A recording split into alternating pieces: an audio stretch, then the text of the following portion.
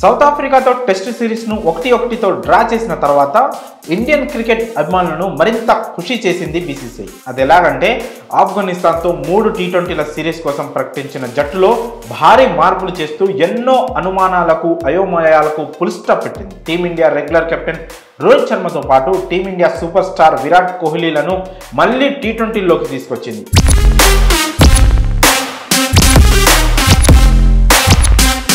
One day world cup 2023 కంటే చాలా కాలం ముందు వీరిద్దరూ టీ20 క్రికెట్కు దూరంగా ఉంటూ వస్తున్నారు. వర్క్లోడ్ మేనేజ్మెంట్ను బ్యాలెన్స్ చేస్తూ వన్డేలపై ఎక్కువ ఫోకస్ పెట్టాలన్న ఉద్దేశంతో రోహిత్ కోహ్లీ పొట్టి ఫార్మాట్కు దూరంగా ఉన్నారు. అయితే చాలామంది ఇక వాళ్ళు పూర్తిగా టీ20లకు దూరం అవుతారని భావించారు.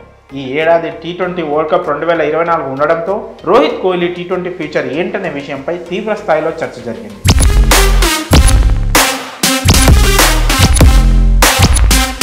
టీ20 వరల్డ్ కప్ టీంలో వీరిద్దరికి చోటు ఉంటుందా లేదా అని కూడా క్రికెట్ ఫ్యాన్స్ కంగారు పడ్డారు. బీసీసీఐ మాత్రం ఈ సీనియర్ ప్రోస్ పై నమ్మకం ఉంచి టీ20లో కొనసాగించేందుకు సిద్ధమవుతుంది.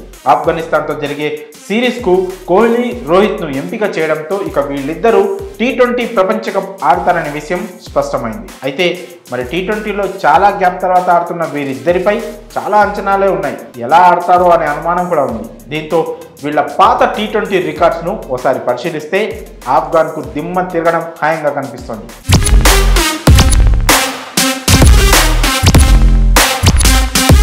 మొదటిగా విరాట్ కోహ్లీ విషయానికి వస్తే ఇప్పటి వరకు 107 టీ20 ఇన్నింగ్స్లలో కోహ్లీ 52.73 సగటు, 137.96 స్ట్రైక్ రేట్తో 4008 పరుగులు చేశాడు. 122 అతని అత్యధిక స్కోర్. టీ20లో కోహ్లీకి 1 సెంచరీ, 37 హాఫ్ సెంచరీలు ఉన్నాయి.